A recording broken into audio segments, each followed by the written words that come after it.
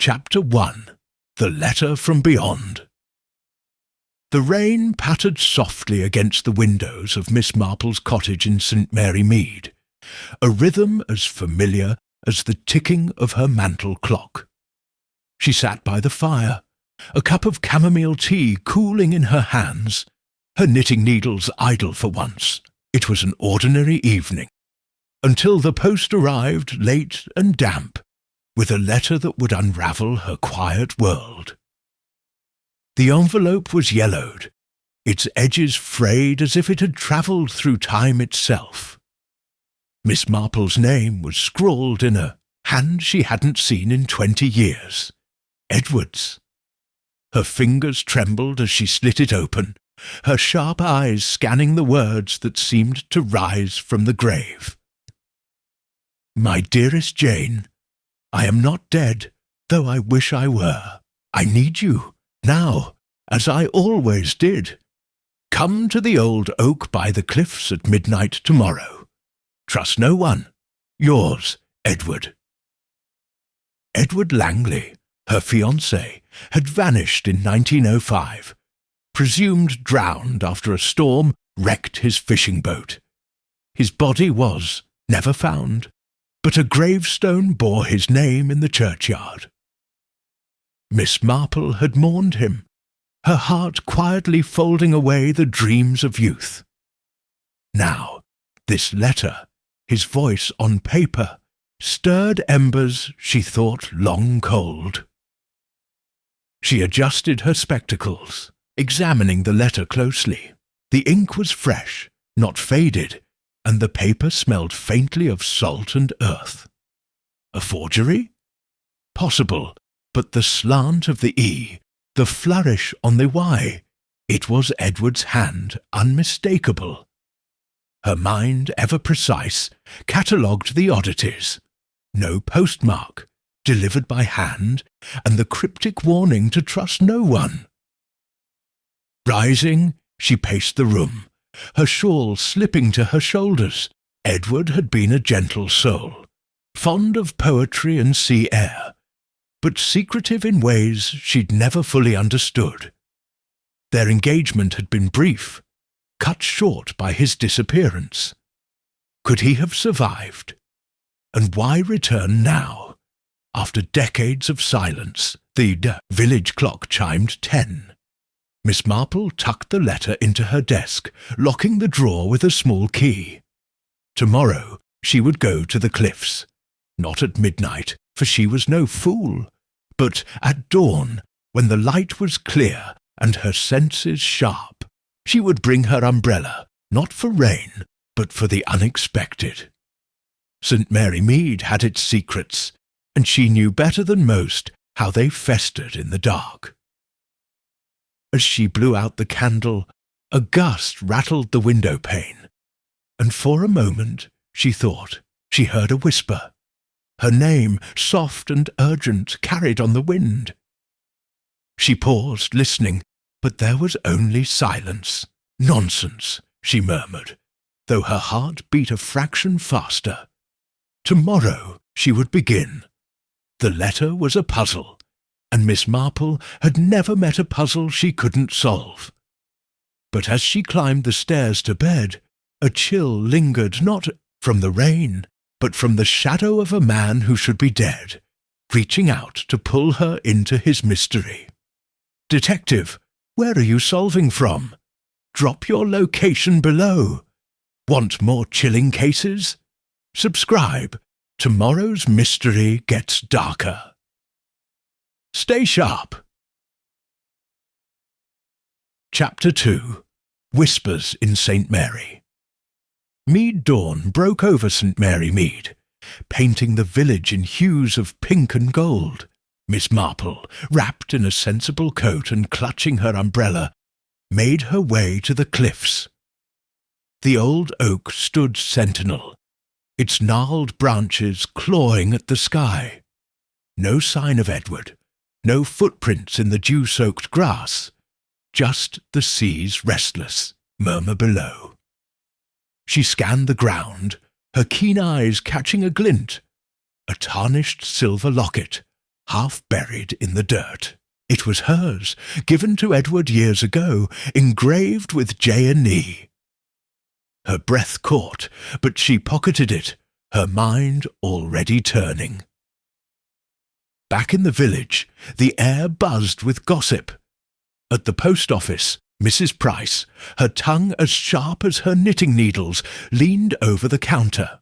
"Jane, did you hear? Old Mr. Finch saw a man by the churchyard last night, lurking near Edward Langley's grave. Swears it was him, back from the dead." Miss Marple smiled thinly, murmuring something vague. Finch was fond of his whisky, but two others, young Tom the baker's boy and Widow Grayson, had whispered similar tales. A tall figure, cloaked in shadow, seen at dusk and gone by dawn. She visited the churchyard next. Her steps measured. Edward's gravestone was weathered, moss creeping over the inscription. Edward Langley, 1878-1905, taken by the sea. She knelt, brushing the stone, and noticed fresh scratches near the base, as if someone had pried at it. Her fingers traced the marks, her mind filing them away. Someone had been here, and not for prayer. By noon, the village was alight with speculation. At the tea shop, Miss Marple sipped her Earl Grey, listening as voices overlapped. "A ghost, mark my words," said Mrs. Hale, her eyes wide. "Or a trickster," muttered Mr. Cobb, the butcher, glancing at the door. Miss Marple's lips twitched. People revealed so much when they thought you weren't listening. She noted Cobb's unease, his fingers twitching on his teacup. He'd known, Edward, hadn't he? They'd fished together once. As she left, a child tugged her sleeve, little Maggie, the vicar's niece. "Miss Marple, I saw him too," she whispered, her eyes huge. "By the cliffs last night. He looked sad and his coat was all wet." Miss Marple patted her head, slipping her a peppermint. "Thank you, dear. Keep your eyes open." Children saw what adults dismissed, and Maggie's words gnawed at her. That evening, alone in her cottage, Miss Marple spread her clues on the table. The letter, the locket, the scratches on the stone. The village's whispers painted a picture, but it was incomplete. Was Edward alive, hiding in the shadows? Or was this a cruel charade, designed to stir old wounds? She recalled his warning, "Trust no one," and felt a prickle of unease. Someone was watching, she was sure, their gaze heavy as the fog rolling in from the sea. A knock at her door startled her. It was late, the village asleep. She gripped her umbrella, her voice steady. "Who's there?" No answer, only the creak of footsteps fading into the night. At her feet, slipped under the door, was a single damp rose, Edward's favourite flower. Chapter 3. The grave that lied Miss Marple woke before dawn, her mind sharp despite the restless night. The damp rose, now wilting on her kitchen table, seemed to mock her with its secrets.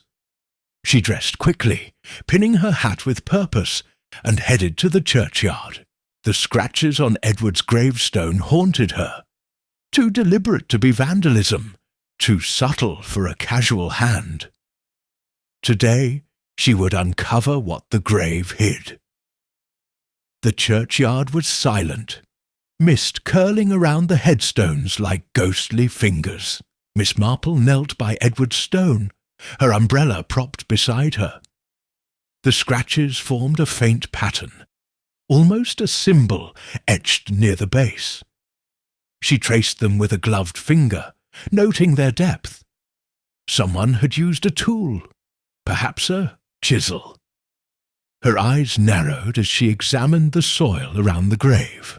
It was loose, recently disturbed, though grass had been carefully pressed back into place. With a glance to ensure she was alone, she prodded the earth with her umbrella's tip. The soil gave way easily, revealing a shallow hollow beneath the stone. Her heart quickened. Inside was a small tin box, rusted but intact. She pried it open, revealing a folded paper and a brass key, its teeth worn but intricate. The paper was a map, crudely drawn, marking a spot near the cliffs with an X. No names, no words, just lines and a single chilling sketch of a skull. Miss Marple tucked the box into her basket, covering it with her shawl. The key felt heavy in her hand, its purpose a mystery. As she stood, a shadow flickered at the edge of the churchyard. A figure, too quick to identify, vanishing behind the yew trees. She pursed her lips. Someone was watching, and they knew she'd found something. Back at her cottage, she spread the map on her table, beside the letter, Locket, and Rose. The X aligned with a cove below the cliffs, a place locals avoided since a smuggling ring had operated there decades ago. Edward had loved the sea, but smuggling? Unlikely, yet the map suggested a connection. She recalled his sudden silences during their engagement, his late-night walks by the shore. Had he been hiding something even? Then her thoughts were interrupted by a visit from Mrs. Price, bearing scones and gossip. "Jane, they're saying the vicar saw that phantom again, near the cliffs, and Mr. Cobb's been acting odd, locking his shop early." Miss Marple nodded, her mind on Cobb. His unease at the tea-shop, his past with Edward. Could he know more? She thanked Mrs. Price, deflecting questions with her usual charm. That afternoon, she visited the vicar, who confirmed the sighting. A man in a dripping coat, staring out to sea. "It gave me chills, Miss Marple," he admitted. She left with a polite smile, her suspicions deepening. The grave had lied. Edward's death was no accident, and someone in St. Mary Mead was guarding that truth. As dusk fell, Miss Marple sat by her fire, the brass key glinting in her hand. The map pointed to the cove, but the phantom's appearances felt like warnings. She would go to the cliffs tomorrow, but first she needed answers. Cobb the vicar, or someone else. Someone was weaving this web, and she intended to unravel. Chapter 4. A Dance with Shadows. The village hall glowed with lamplight, its annual spring ball, a rare burst of merriment in St. Mary Mead. Miss Marple, dressed in her best lavender frock, entered with a serene smile, her eyes sharp as ever. She'd come to observe, not dance. Gossip flowed freely at such events, and she needed answers. The map and key weighed heavy in her mind, but tonight the village itself might reveal its secrets. The room buzzed with laughter and fiddles, couples twirling across the floor. Miss Marple settled near the punch bowl, her vantage point perfect for watching. Mr. Cobb was there, his face flushed, avoiding her gaze. The vicar hovered by the door, nervous, while Mrs. Price whispered to a knot of women, her eyes darting to the windows. Something was amiss, and Miss Marple felt it like a chill. Then the lights flickered. A gasp rippled through the crowd as a figure appeared at the far end of the hall. A man, tall and gaunt, his coat dripping as if pulled from the sea. His face was shadowed, but his stance, the tilt of his head, was Edward. Miss Marple's heart lurched, though her expression remained calm. The figure raised a hand, pointing toward her, then vanished as the lights steadied, Screams erupted, and chaos followed. "Enough of this nonsense," Miss Marple muttered, weaving through the panicked crowd. She reached the spot where the figure had stood, finding a small leather-bound journal, damp and salt-stained, tucked behind a curtain. It bore Edward's initials, E.L., and inside were cryptic entries, dates, tides, and phrases like, "The vault must stay sealed." One page mentioned a betrayer in the village with initials J.C. Could it be John Cobb? She slipped the journal into her reticule, her mind racing. The apparition felt staged, yet the journal was real, its ink smudged but legible. Had Edward left it for her, or was someone manipulating her search? As she turned, she caught Cobb, staring, his hands clenched. He muttered an excuse and left, his haste betraying him. Outside the night was thick with fog. Miss Marple lingered, her umbrella tapping the ground. Little Maggie, who'd snuck out to watch the dancers, tugged her sleeve. "Miss Marple, I saw him again, by the hall, before he came inside. He was crying." Miss Marple knelt, her voice gentle. "Did he say anything, dear?" Maggie shook her head, just looked at me, then walked into the mist. Back home, Miss Marple pored over the journal by candlelight. The entries hinted at a smuggling operation, with references to a cove cache and a key to the vault. The brass key from the grave fit the puzzle, but J.C.'s role gnawed at her. Cobb had been Edward's friend, yet his nerves suggested guilt. Was he the betrayer, or another pawn in this ghostly game? As she closed the journal, a floorboard creaked upstairs. She froze, her senses alert. No one else was in the house. Gripping her umbrella, she called softly, "Edward?" Silence answered, but a faint scent of seawater lingered, and on her desk a fresh page bore a single word in Edward's hand. Danger. Chapter 5. The Man Who Never Left. Miss Marple's cottage felt smaller that morning, the air heavy with the scent of seawater and secrets. The word danger, scrawled on the page, stared up from her desk, a warning she couldn't ignore. The journal's hints of smuggling and betrayal pointed to the cove. But first, she needed to confront a living thread in this mystery, John Cobb. His nervous glances and hasty exit at the ball marked him as more than a bystander. She found Cobb at his butcher shop, his apron stained, his hands unsteady as he chopped mutton. The shop was empty, the village still buzzing about the phantom at the ball. "Good morning, Mr. Cobb," she said, her tone mild, but her eyes piercing. "I'd like a word about Edward Langley." Cobb's cleaver paused mid-air, his face paling. "Edward's dead, Miss Marple. You know that, do I?" She set the locket on the counter, its J&E engraving glinting. "This was his, found near the cliffs, and you knew him well, didn't you?" Cobb's jaw tightened, his gaze flicking to the door. "We fished together, that's all. He was reckless, went out in that storm. Nothing more to say." Miss Marple leaned closer, her voice soft but unyielding. "Then why do you lock your shop early, John? And why does your name, or your initials, appear in a journal tied to smuggling?" Cobb flinched, his knuckles white on the cleaver. For a moment she thought he might bolt, but he slumped, wiping sweat from his brow. "You don't understand, Jane. Edward wasn't what he seemed.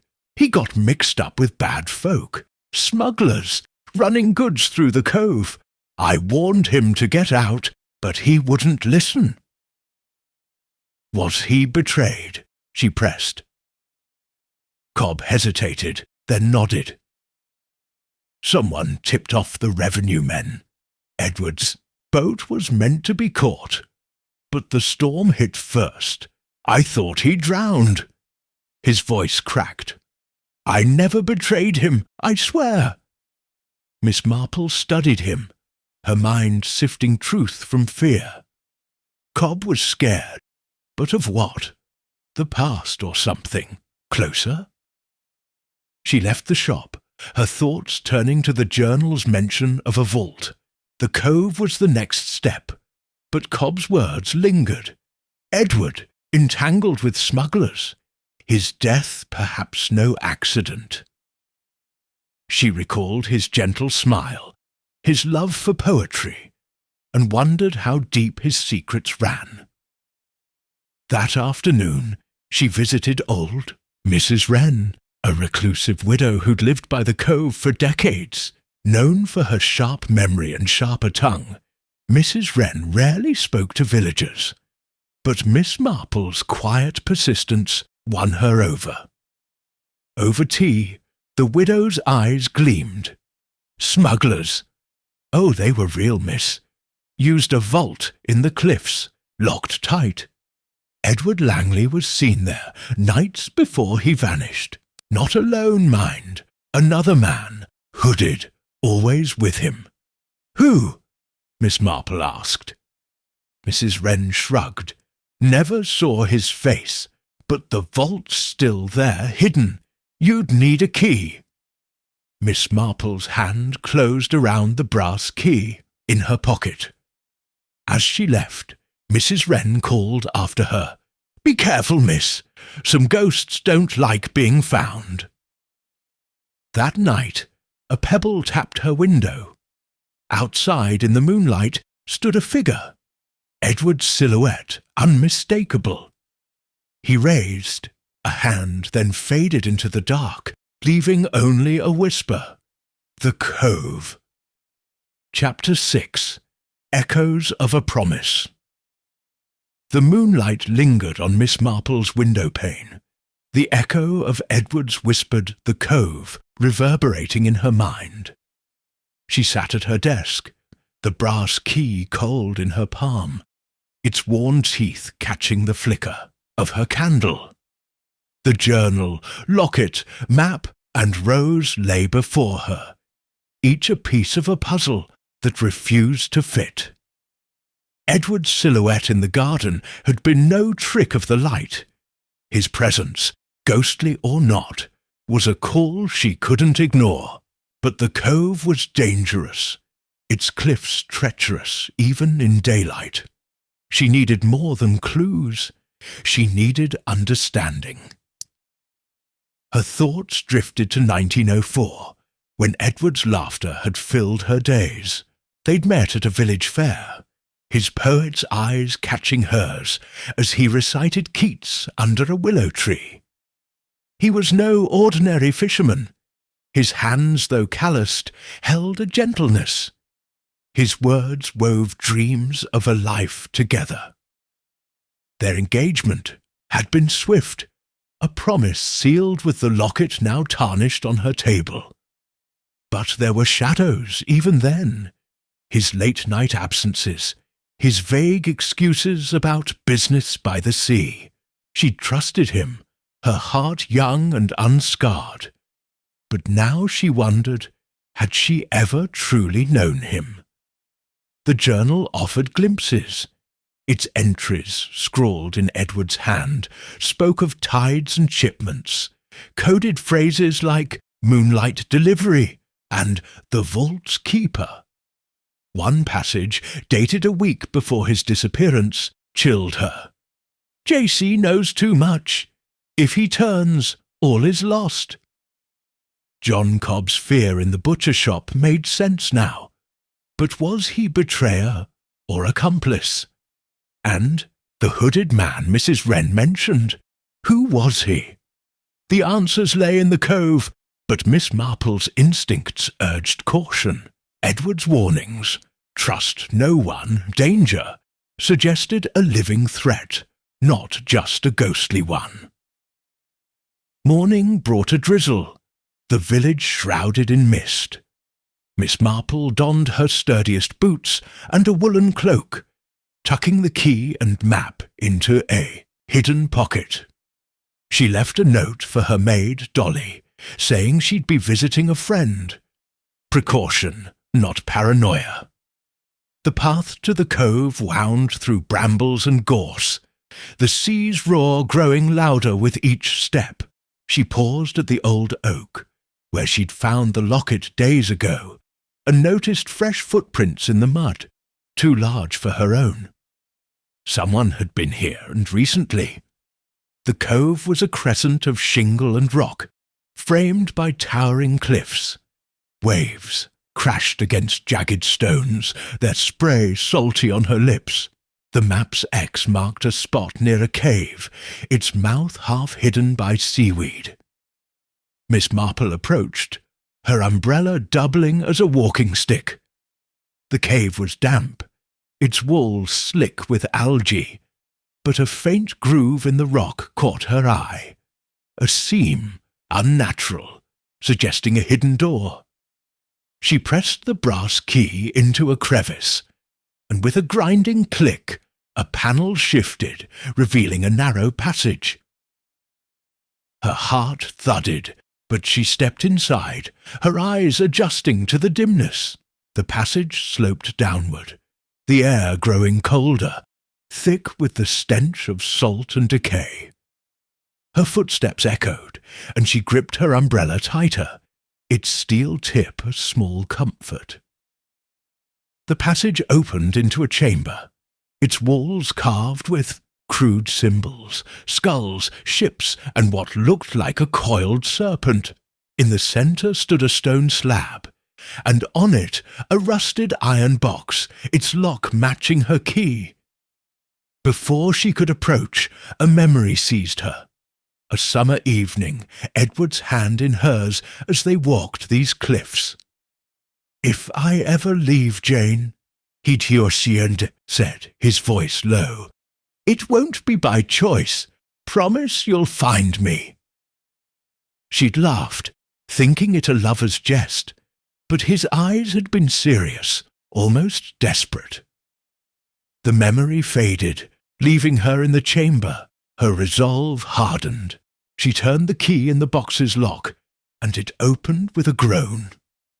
Inside was a bundle of letters, their wax seals broken, and a small vial of dark liquid stoppered with cork. The letters were addressed to Edward, but not in her hand. Another woman's, the script elegant, the tone urgent. "You must leave, or they'll kill you," one read. "The vault is compromised. J.C. cannot be trusted." Miss Marple's breath caught. A woman involved in Edward's secrets? Jealousy pricked her, but she pushed it aside, focusing on the vial. Its contents shimmered faintly, unnatural, like oil laced with starlight. She pocketed it, along with the letters, her mind racing. A sound, a scuffle of boots, came from the passage. Miss Marple froze, her back to the wall. A shadow loomed, tall and cloaked, its face obscured. "Jane," it whispered, Edward's voice raw and broken. "You shouldn't be here." She stepped forward, her voice steady despite her pounding heart. "Edward, if it's you, show yourself. Enough of this haunting." The figure hesitated, then retreated, its footsteps fading. She followed, but the passage was empty, the cave silent, save for the drip of water. Outside the mist had thickened, the cove a blur of grey. Miss Marple clutched her findings, her mind a whirl of questions. The letters suggested a conspiracy. The vial, a darker mystery. Edward, alive or spectral, was warning her away. But why? And who was the woman whose words had urged him to flee? As she climbed the path back to the village, A new clue surfaced in her memory. Mrs. Wren's niece, Clara, long gone from St. Mary Mead, had been close to Edward. Could she be the letter-writer? Back in her cottage, Miss Marple spread the letters beside the journal. Clara's name appeared in one, a fleeting mention. Clara begs you to run. She needed to find Clara or trace her fate. But as she lit her lamp, a new note lay on her doorstep, slipped under the crack. Stop, Jane, or the cove claims you too. The handwriting wasn't Edward's, it was Cobb's. Chapter 7. The Phantom's Plea. The note in John Cobb's handwriting lay on Miss Marple's table, its blunt warning, Stop, Jane, or the cove claims you too, stark against the soft glow of her lamp. She traced the words, her fingers steady, despite the unease curling in her chest. Cobb's fear was palpable, but was he protecting her, or guarding his own secrets? The cove's chamber, with its eerie symbols and strange vial, had deepened the mystery, and Edward's fleeting, shadowed plea echoed in her ears. You shouldn't be here. Miss Marple knew she was close to something dangerous, but retreat was not in her nature. Outside, St. Mary Mead slept under a blanket of fog, the village's usual charm muted by an oppressive stillness. She locked her door, drew the curtains, and spread her clues across the table. The journal, the locket, the map, the letters, the vial, and now Cobb's note. The letters, penned by a woman, likely Clara, Mrs. Wren's niece, hinted at a smuggling ring gone wrong, with Edward caught in its web. The vial, its contents shimmering like liquid moonlight, was an enigma. She held it to the light, noting its faint warmth, unnatural for glass. Poison? A smuggler's concoction. She set it aside, wary of its purpose. Her thoughts turned to Clara. In 1904, Clara had been a quiet girl, her beauty overshadowed by a nervous air. She'd left the village shortly after Edward's disappearance, supposedly to care for a sick aunt in London. Miss Marple's memory, sharp as a blade, recalled Clara's lingering glances at Edward during church services, her quick blushes when he spoke. Had she been more than a friend? The letters suggested intimacy, a shared secret. Finding Clara, or her fate, was now as crucial as unlocking the cove's vault. Morning brought a rare sun. Burning off the fog, Miss Marple decided to confront Cobb. But first, she visited the vicar, whose sightings of the phantom might hold clues. Reverend Hale welcomed her into the vicarage, his hands trembling as he poured tea. Miss Marple, I saw him again last night by the church. He looked at me, such sorrow in his eyes, and then he was gone, like mist. She pressed gently. Did he speak, Reverend? Hale shook his head. No, but I felt guilt, as if I'd failed him. His words struck her. Guilt was a thread running through this mystery, tying Cobb, the vicar, and perhaps herself to Edward's fate. Leaving the vicarage, she headed to Cobb's shop, but found it shuttered, a hastily scrawled sign reading, Closed, until further notice. Mrs. Price, sweeping her doorstep nearby, clucked her tongue. John's been odd, Jane. Left at dawn with a sack, heading toward the cliffs. Looked like a man running from something. Miss Marple's lips pursed. Cobb was unraveling, and she needed to know why. She returned home to prepare for the cove, packing a small satchel with the key, map, and a flashlight, a modern touch she'd acquired from a nephew. as she laced her boots, a memory surfaced. Edward, on their last evening together, pressing a rose into her hand. "If I'm ever lost, Jane, follow the roses. They'll lead you to me." The roses, the one under her door, the one at the ball, were they his trail or a trap? Dusk fell as she reached the cove, the sea a restless grey. The cave's hidden door yielded to her key, and she navigated the passage with care, her flashlight casting stark shadows. The chamber was as she'd left it, the stone slab bare now that she'd taken the box. But something new caught her eye, a carving in the wall, freshly etched, J&E forever. Her breath hitched. It was their old vow, scratched into tree trunks during their courtship. Was Edward truly here, or was this a cruel mimicry? Before she could ponder further, a voice, low, anguished, filled the chamber. "Jane, please, stop this!" She turned, her flashlight sweeping the darkness, and there he was, Edward, or his spectre, standing at the passage's mouth. His face was gaunt, his eyes hollow, his coat dripping as if he'd walked from the sea. "You're in danger," he said, his voice cracking. "The vault, the vial, they'll destroy you. Let me go." She stepped closer, her voice firm. "Edward, if you're real, tell me the truth. Who betrayed you? What is the vial?"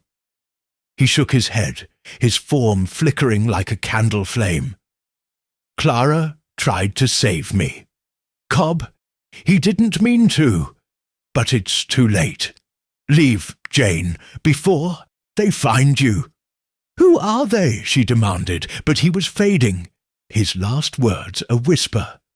"The serpent's keepers." Then he was gone, the air colder in his absence. Miss Marple stood, her heart pounding, her mind racing. The serpent, its symbol carved in the chamber, linked to the smugglers, perhaps a code for their leaders. And Cobb's role, unintentional or not, was clearer now. As she left the cave, a rustle in the shadows made her pause. She raised her umbrella, its steel tip gleaming, but no one emerged. On the shingle, though, lay another rose, its petals bruised but fresh. She picked it up, her resolve hardening. Edward's plea was heartfelt, but she wouldn't stop. Not until she knew why he'd vanished, who the keepers were, and what Clara's letters hid. Back in her cottage, she found a new letter under her door, its seal unbroken, the wax stamped with a serpent. Inside, in Clara's elegant script, were 3 words. "Find me, Jane." The address was a boarding house in London, dated 1906. Clara had survived, at least for a time. Miss Marple's eyes narrowed. Tomorrow she would write to London, but tonight she'd watch Cobb's house. The serpent's keepers were closing in, and she intended to meet them on her terms. Chapter 8. The Smuggler's Vault. The serpent-sealed letter lay heavy in Miss Marple's pocket as she sat by her window, the village cloaked in the pre-dawn hush. Clara's plea, "Find me, Jane," and the London address from 1906 were a lifeline. But the serpent symbol tied them to the cove's mysteries and Edward's ghostly warnings. John Cobb's shuttered shop and hurried flight to the cliffs suggested he was either running from or toward the serpent's keepers. Miss Marple's mind, sharp as ever, wove the threads together. The smuggling ring, the vial's strange glow, the vault's carved symbols. Today she would return to the cove, but first she needed to watch Cobb. She dressed in her darkest cloak, her boots muffled by the dew-soaked grass, as she slipped toward Cobb's cottage on the village's edge. The windows were dark, the chimney cold. A faint scuff in the dirt caught her eye. Boot prints leading toward the cliffs. Cobb hadn't returned. She hesitated, then tested the door. It was unlocked. A careless mistake for a man so afraid. Inside, the air smelled of tobacco and fear. Papers littered the table, ledgers, their entries cryptic. Cove drop, 3 crates, serpent mark. One page bore a name. Clara Wren. Miss Marple's breath caught.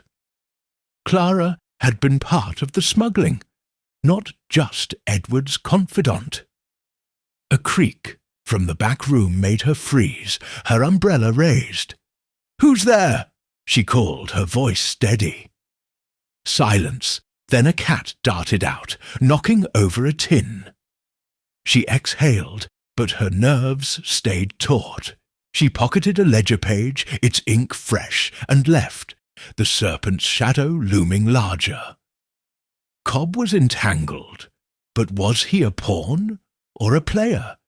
And Clara, alive in 1906, but where now? The cove beckoned, its pull undeniable. Miss Marple packed her satchel, key, map, flashlight, and a small knife, a gift from her nephew, tucked discreetly in her sleeve. The village stirred as she passed, Mrs. Price's curtains twitching, but no one stopped her. The path to the cove was slick with morning mist, the sea's roar a constant companion. She paused at the old oak, checking for new signs. A fresh rose lay at its base, its stem snapped as if placed in haste. Edward's trail, or a lure? She tucked it into her satchel, her heart a mix of longing and suspicion. The cave's hidden door yielded to her key, the passage colder than before, its walls glistening like the inside of a shell. Her flashlight swept the chamber, the stone slab now etched with a new mark, a serpent coiled around a skull.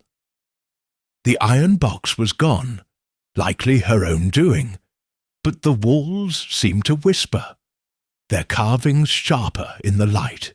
She traced the serpent, its curves matching the wax seal on Clara's letter.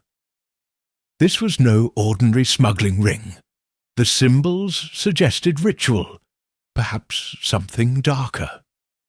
A faint hum drew her to a corner, where a crack in the wall revealed a second chamber, its entrance narrow and jagged. She squeezed through, her cloak snagging on rock, and gasped. The vault was vast, its ceiling lost in shadow, its floor lined with crates stamped with the serpent mark. Barrels of dark liquid gleamed, their scent acrid, like the vial in her pocket. At the centre stood a stone altar, its surface stained with something too dark for water. On it lay a single object, Edward's pocket watch, its hands frozen at midnight. She approached, her fingers brushing the watch. It was warm, impossibly so, and a memory flooded her. Edward, twirling her under starlight, the watch ticking in his vest. "Time stops when I'm with you," he'd teased. Now, its stillness felt like a cry. She opened it, finding a tiny note tucked inside. "The vial is the key. Destroy it, Jane." Edward's hand unmistakable. Her pulse quickened. The vial, glowing in her satchel, was no mere smuggler's brew. It was central to this nightmare. Footsteps echoed behind her. She doused her flashlight, slipping behind a crate. A figure entered, hooded, carrying a lantern. Its light caught a familiar jawline, Cobb. He muttered, "She's too close. They'll kill her." Another voice, colder, answered from the passage, Then we end it tonight." Miss Marple's blood ran cold. The second voice was the vicar's, Reverend Hale, his pious mask shattered.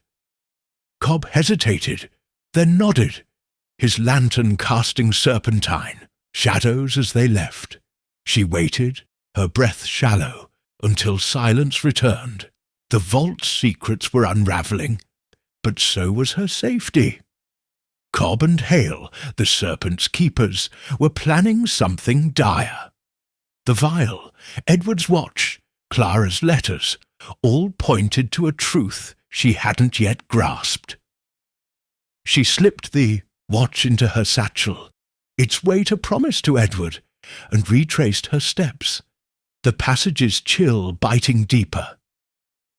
Outside, the cove was shrouded in fog, the sea a restless beast.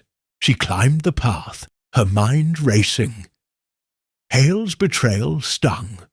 His guilt, his sightings of Edward, now seemed like a performance. Cobb's reluctance suggested he was coerced, but that didn't absolve him. And Clara, her role in the smuggling, her plea from London, where did she fit? Miss Marple needed to trace her, but London was days away, and the keepers were moving now.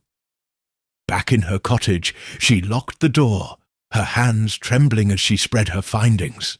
The ledger page from Cobb's confirmed shipments of the dark liquid, labelled Serpent's Tears. The vial's glow pulsed faintly, as if alive. She penned a letter to a London contact, a retired inspector, asking about Clara Wren's fate, and sealed it with urgency. As she blew out her candle, a knock rattled the door. She gripped her knife, her voice calm. "Who's there?" "Jane, it's me." Edward's voice, soft, desperate. She opened the door a crack, her knife hidden. He stood in the moonlight, his face half-shadowed, his coat dripping. "They know you found the vault," he said. "Run, Jane, before the serpent wakes." Before she could answer, he vanished, leaving only a puddle and a single wilted rose. Chapter 9. Betrayal in the Mist. The puddle at Miss Marple's doorstep shimmered in the moonlight. The wilted rose beside it, a fragile echo of Edward's plea. "Run, Jane, before the serpent wakes." She closed the door, her heart racing, but her resolve unshaken. The vault's secrets, Serpent's Tears, the altar, Edward's watch, pointed to a conspiracy deeper than smuggling, one that bound Cobb, Reverend Hale, and perhaps Clara in a web of betrayal. Hale's cold voice in the vault, plotting her end, confirmed he was no mere bystander.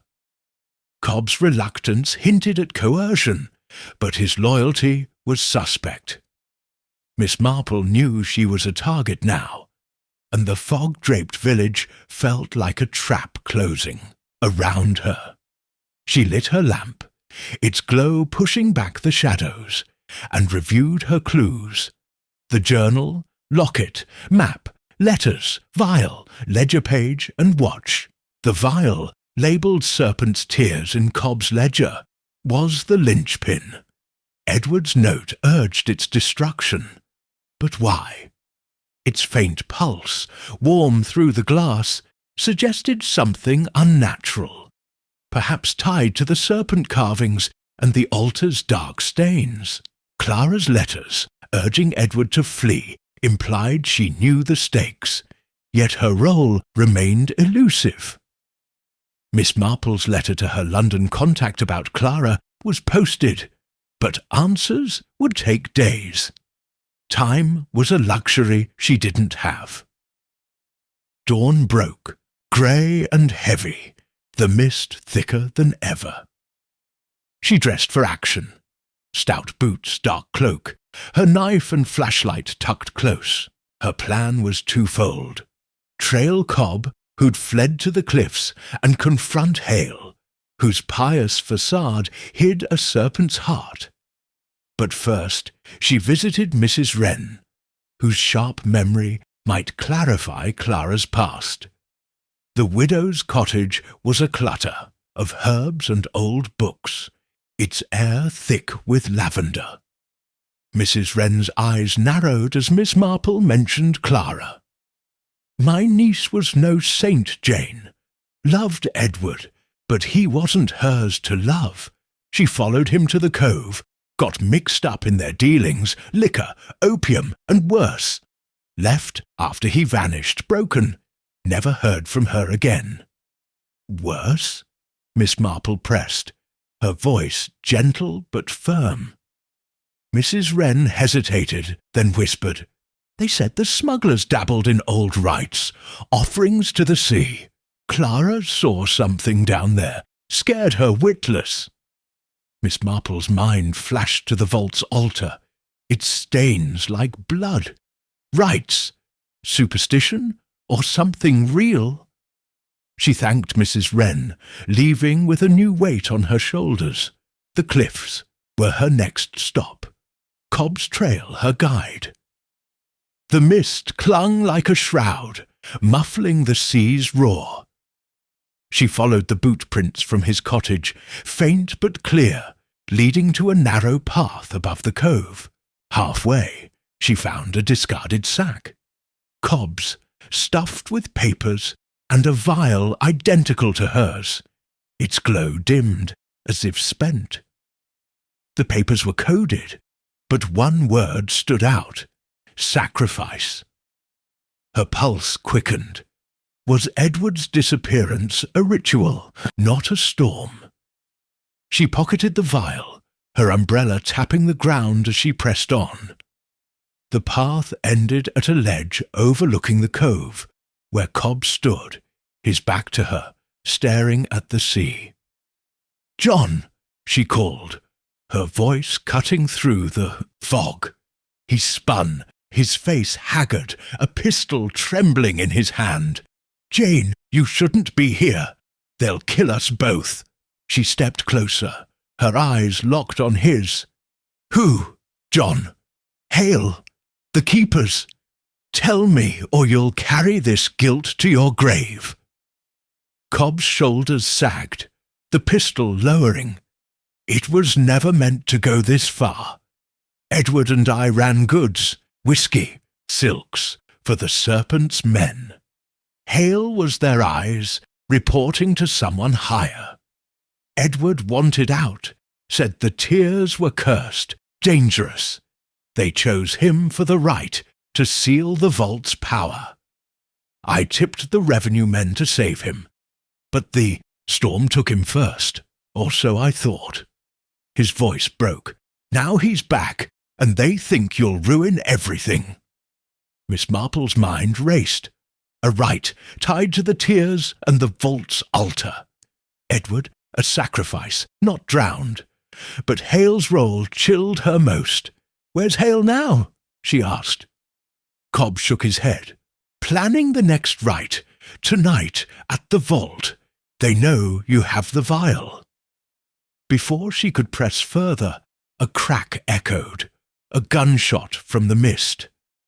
Cobb gasped, clutching his side, and collapsed. Miss Marple dropped beside him, her hands searching for the wound, but a shadow loomed. Hale, his face twisted, a revolver in hand.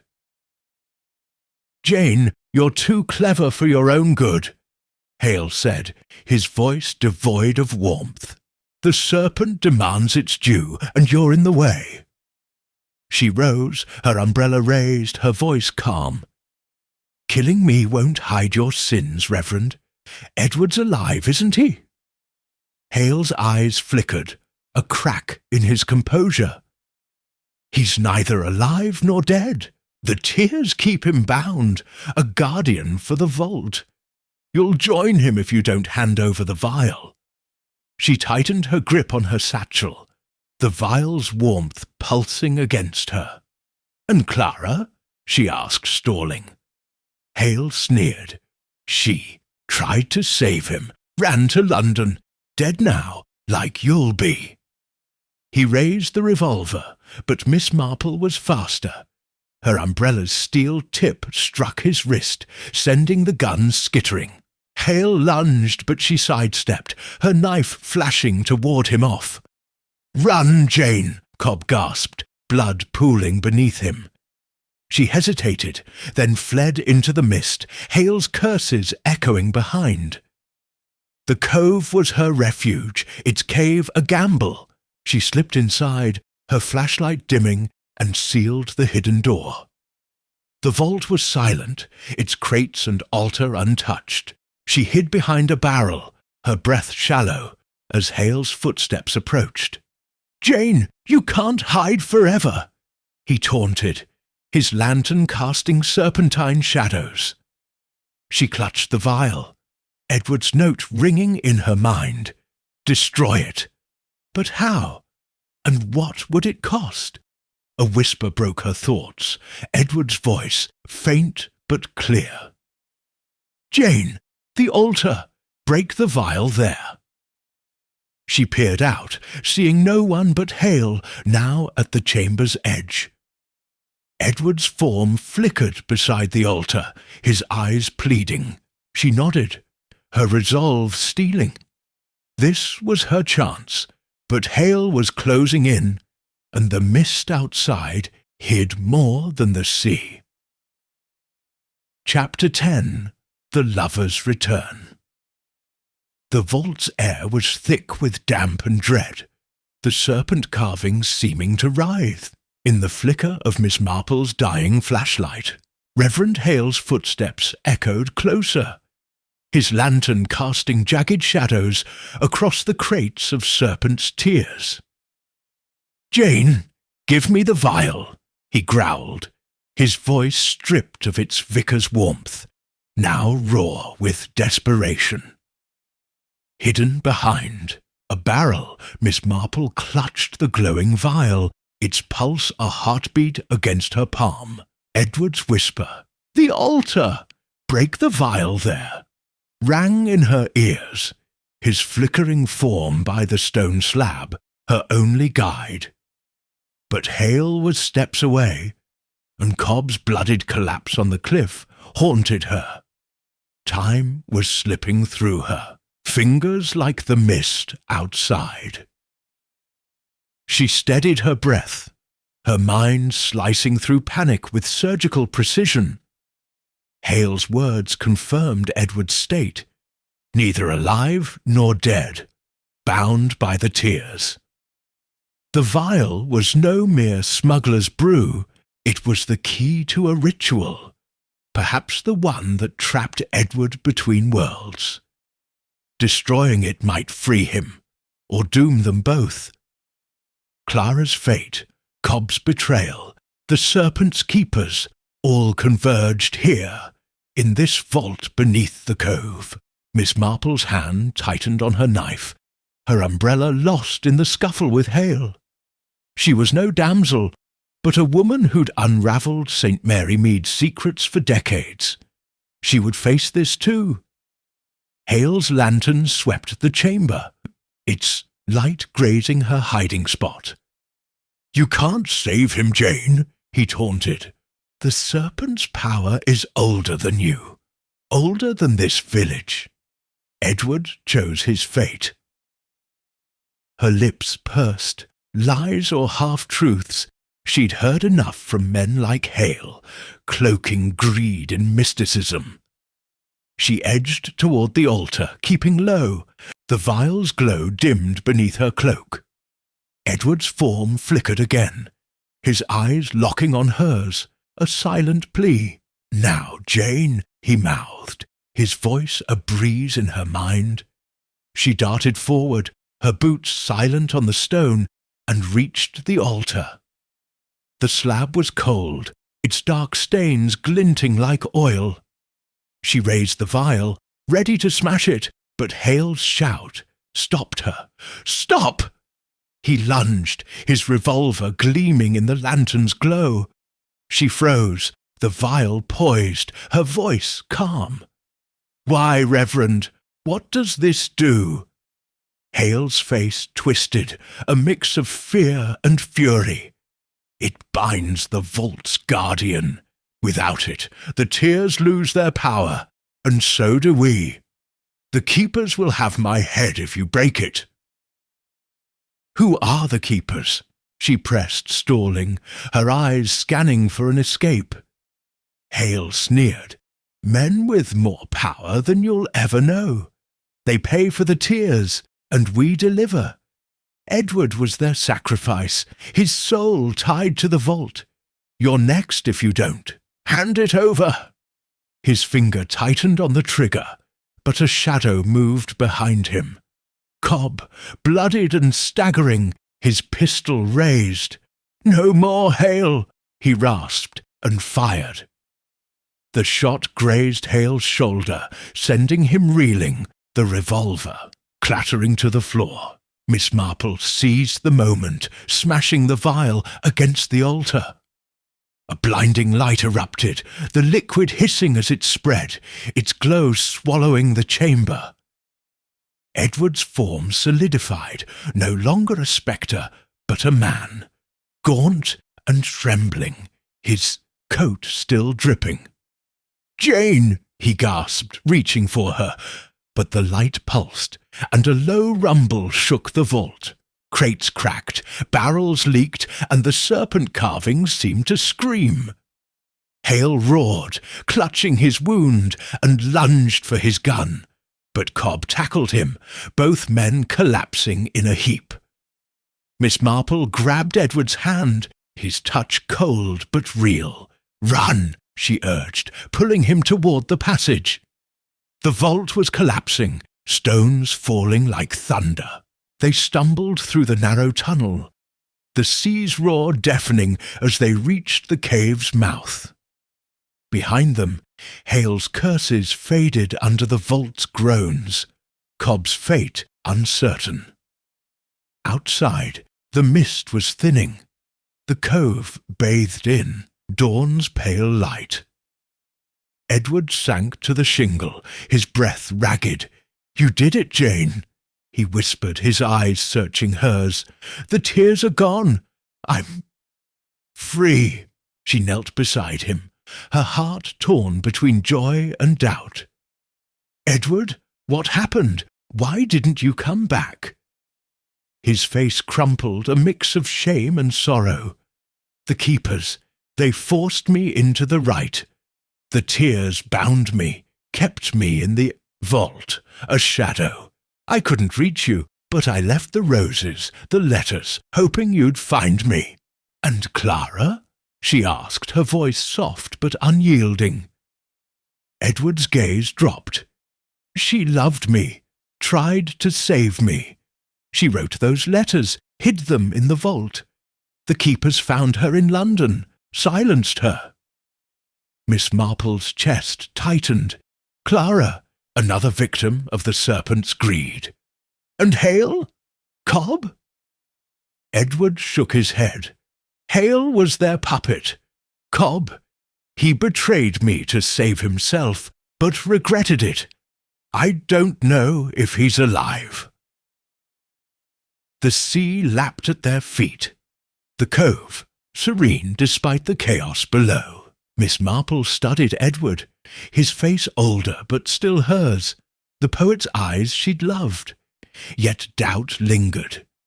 Was he truly free, or was the serpent's hold deeper?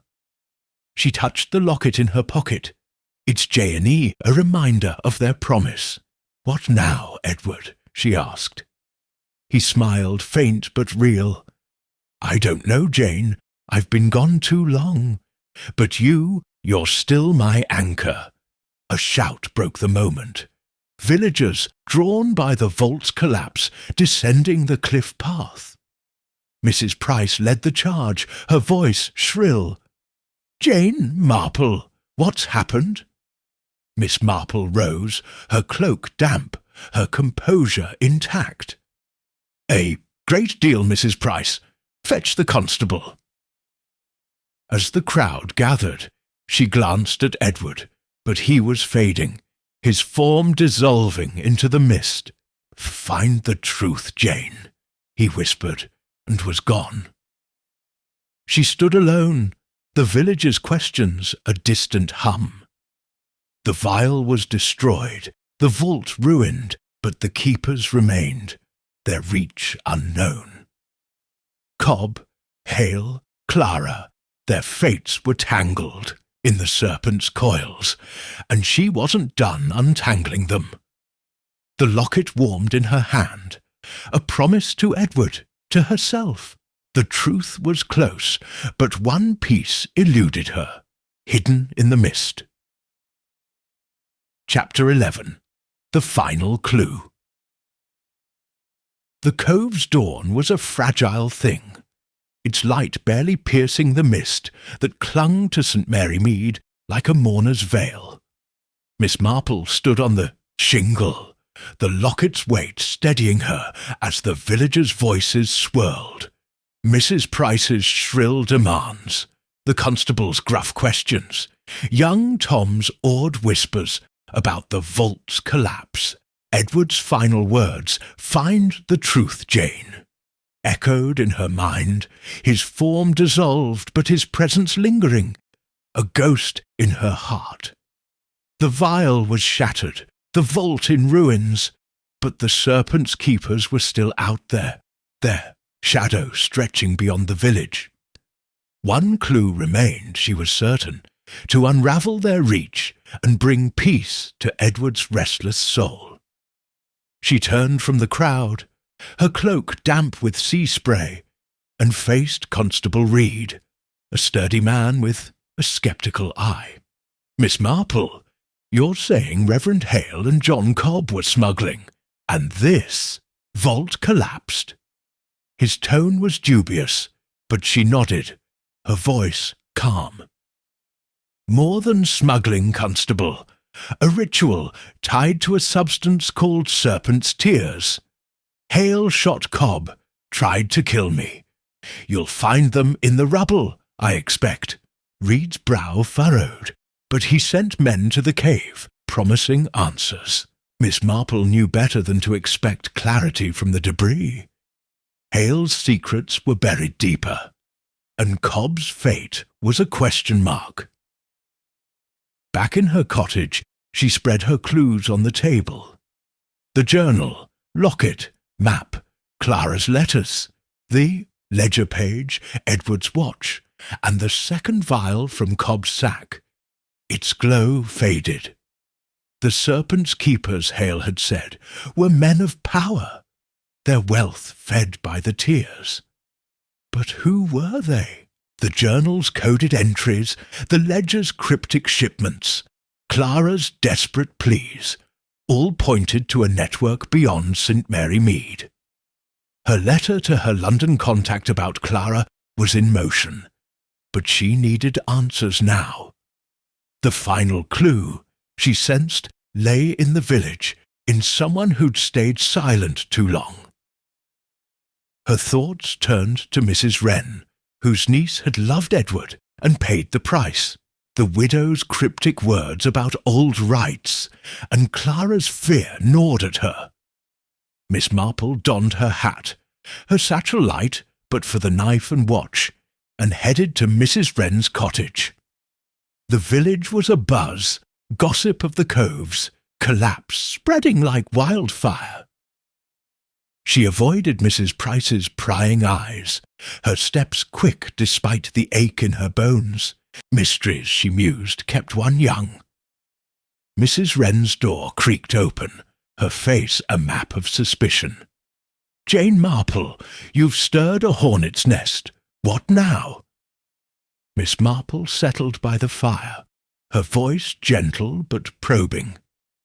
"Clara, Mrs. Wren, you said she saw something in the cove, something that scared her. What was it?"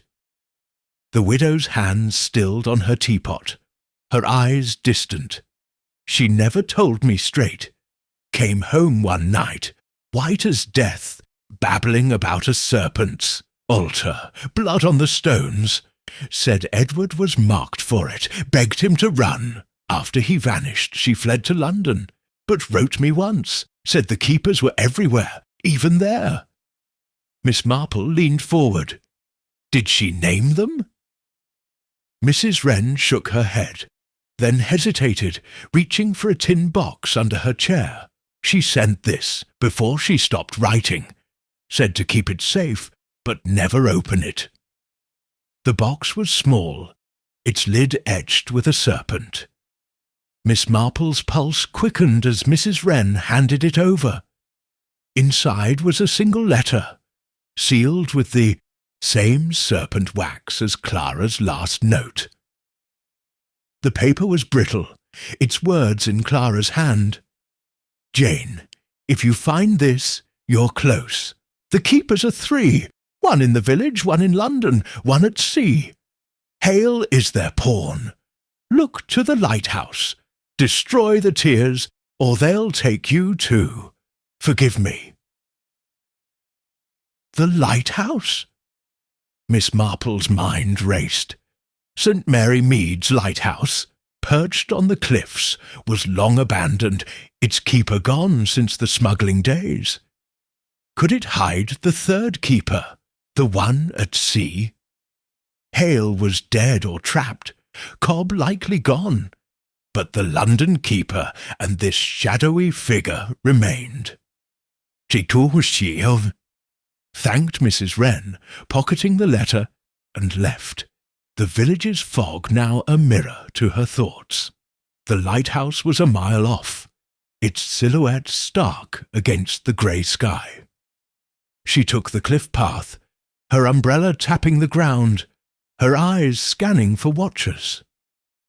The door was rusted, but a fresh lock gleamed, an oddity for a ruin. She tried the brass key from the grave, and it turned with a click. Inside, the air was stale, the spiral stairs coated in dust. But footprints, recent and heavy, led upward. She climbed, her knife ready, her heart steady despite the creak of the tower. At the top, the lantern room was empty, save for a table strewn with papers and vials, their glow faint but unmistakable. A logbook listed shipments, names and dates. One entry chilling. E. Langley, bound, 1905. C. Wren, silenced, 1907. Miss Marple's throat tightened. Clara, dead 2 years after fleeing. Another name caught her eye. Sir Henry Vane, London. The 2nd keeper. Before she could read more, a shadow filled the doorway. A man, grizzled, his coat salt-stained, his eyes cold. Miss Marple, he said, his voice like gravel. You've gone too far. She faced him, her knife hidden in her sleeve. And you are, he smirked, stepping closer. The sea's keeper. You broke the vault, but the tears still flow. Hand over the vial, or you join Edward. Her mind flashed to Edward's watch, its frozen hands and Clara's letter. The lighthouse is your hub, she said, stalling. But Sir Henry pulls the strings, doesn't he? His smirk faltered, a crack in his armour. She lunged, her knife grazing his arm, and darted for the stairs. But his hand caught her cloak, yanking her back. A cry echoed. Constable Reed storming up with men from the cove. The keeper cursed, shoving past her, but the stairs were blocked. Miss Marple steadied herself. The logbook clutched tight. The keeper was cuffed, his threats fading as Reed's men hauled him away. Good timing, Constable, she said, her voice dry. Reed grunted. Found Cobb, alive but bad off. Hales, dead. What's this about, Jane? She handed him the logbook, her eyes on the horizon. A conspiracy, Constable, but one name remains, Sir Henry Vane. Send word to London. As the men cleared the lighthouse, She slipped Clara's letter into her pocket. Its weight a promise.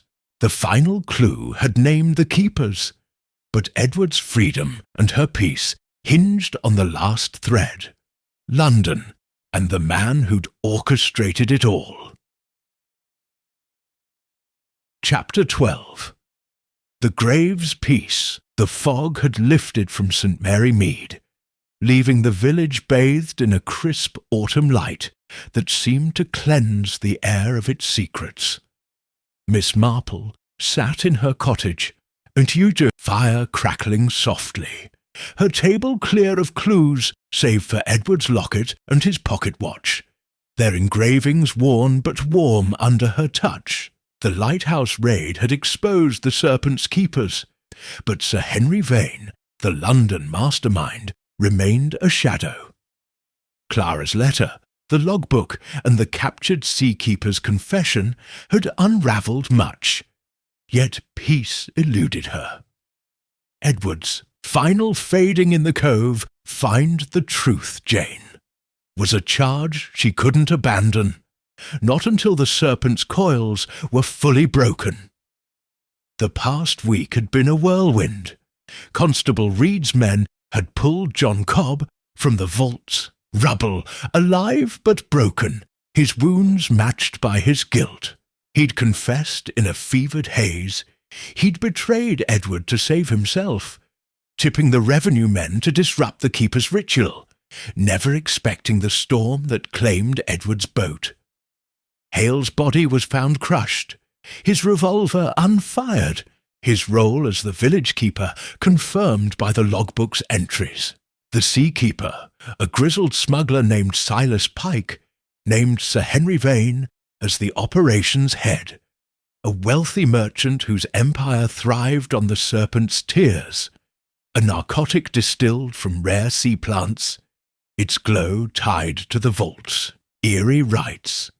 Miss Marple's letter to her London contact, Inspector Harrow, had borne fruit. A telegram arrived that morning, its words terse. "Vane arrested, warehouse raided, Tears seized, details to follow." She set it beside the locket, her mind tracing the threads. Clara's death in 1907, silenced by Vane's men, was a wound that stung. Her love for Edward, her desperate letters, had tried to save him, only to doom her. The tears ritual, Pike revealed, bound a guardian's soul to the vault, amplifying the drug's potency through some unholy alchemy. Edward had been that guardian, his half-life a torment until the vial's destruction freed him. She rose, her shawl slipping to her shoulders, and walked to the churchyard. Edward's gravestone stood weathered, its lie taken by the sea, now a half-truth. She knelt, brushing moss from the inscription, her fingers lingering on the scratches she'd found weeks ago. They formed a serpent, faint but deliberate, a mark of the keeper's claim.